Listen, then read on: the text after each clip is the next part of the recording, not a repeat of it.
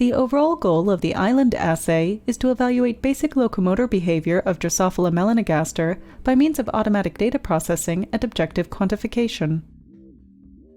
This method can be used to identify key regulators of locomotor behavior, such as genes implicated in movement disorders, and can be used to test drugs that may reverse such defects. The main advantage of this technique is that it allows high-throughput quantification of Drosophila locomotor behavior, making this technique suitable for large-scale screenings. We decided to develop this methodology to be able to analyze a large number of disease models. We were in need of automatized image data analysis to make this feasible.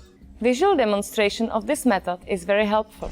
Several steps of the data processing are crucial and might be difficult for new users, especially those not familiar with the software packages in use.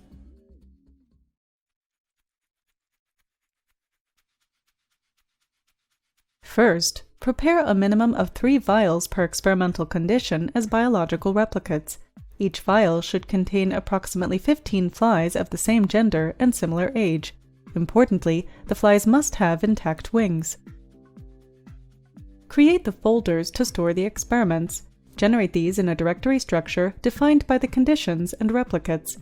If, for example, the experiment has 2 genotypes with 5 replicates each, then create a main folder with the date of the experiment, and inside that folder, create one subfolder for each genotype. Then, within the genotype folders, create subfolders for each replicate. Next, set up the test apparatus. Add cold water with a small amount of soap to the bath tray, and position the platform in the middle of the bath if not already fixed in the bath. Cover the tray and platform with a